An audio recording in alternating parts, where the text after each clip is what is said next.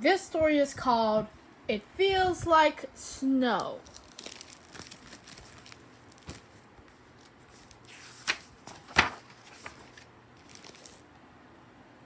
Alice swept the last leaves of fall into her sleeping garden.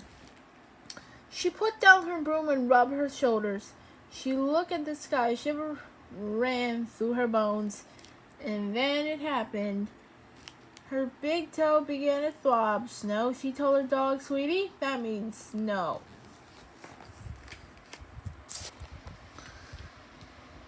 Now, Alice could always tell it was about to snow when her toe started throbbing, so she headed to the hardware store to buy a sturdy snow shovel.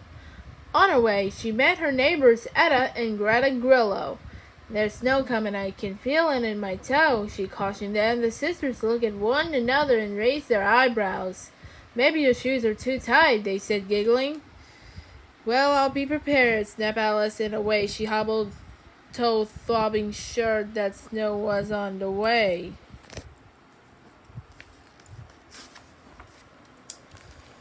Before the sun set, the first few snowflakes were falling. That night it snowed ankle deep.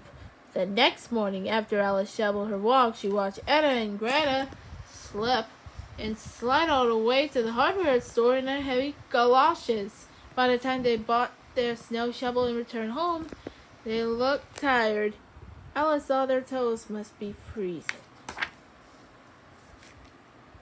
The following week, on her way to mail the letter, Alice met up with Mr. Bean, walking his dog Bailey. Suddenly a shiver ran through their bones. And then it happened. The tip of her nose began to tingle. Now Alice could always tell it was about to snow when her nose tingled. Snow's on the way, she wanted Mr. Bean. Don't you have anything to do but worry, he scolded. I can feel it in my nose, she insists, but Mr. Bean paid no attention. Alice quickly returned home, dropped some firewood, and brought it inside.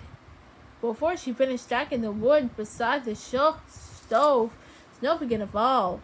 That night it snowed knee-deep. The next day, by a cozy fire, Alice watched Mr. Bean attempting to chop frozen firewood as Bailey searched for the bones he had buried. 2 weeks passed, and Alice revealed her view no throbbing or tingling. She put on her favorite hats, but she was meeting her friend Mildred for lunch. When she opened the door, a gust of wind blew and a familiar shiver ran through her bones. And then it happened. Her elbows started clicking. Oh my, a big snow, she cried. I must call Mildred and cancel our luncheon. She telephoned her friend. We can't go. There's a big snowstorm coming, she squealed. I can feel it in my bones. Mildred laughed. Don't be a silly old woman. But Alice didn't feel like a silly old woman. By the way, her arm was clicking. She knew the storm was close.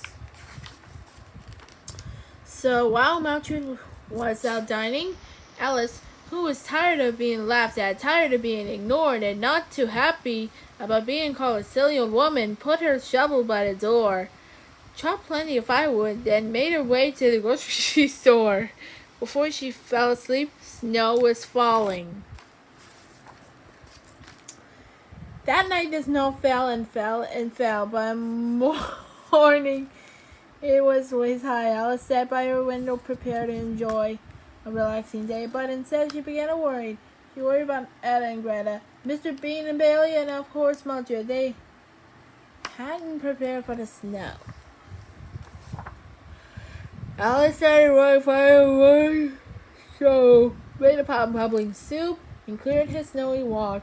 Whatever I had to was shared, she decided, and in no time she was on the phone inviting her neighbors to join her. Grateful Grillo sisters cleared themselves a path, then trudged right over. They brought Alice a pair of soft, fuzzy stockings. These will warm those throbbing toes, they told her. Carrying Bailey in his arms, Mr. Bean brought Alice a woolly scarf and knitted himself. This'll keep that nose of yours, will protect it, he murmured. Forgive us for behaving so badly, begged Mildred as she handed Alice a bottle of bubble bath. Just the thing aching bones, she babbled. Together they warmed their bones by the wood stove, filled their bellies with good food, and laughed and talked for hours. Finally, after such a busy day, Alice complained, "My head's beginning to ache." "Does it mean snow?" everyone cried. A shiver ran through their bones. Alice laughed. "It means that it's time for everyone to go home." "Right again," they all agreed, and they thanked Alice and said goodbye. From that night on, Alice felt untangling happy, but no one ever again thought of her. That silly old woman was nothing to do but worried. The end.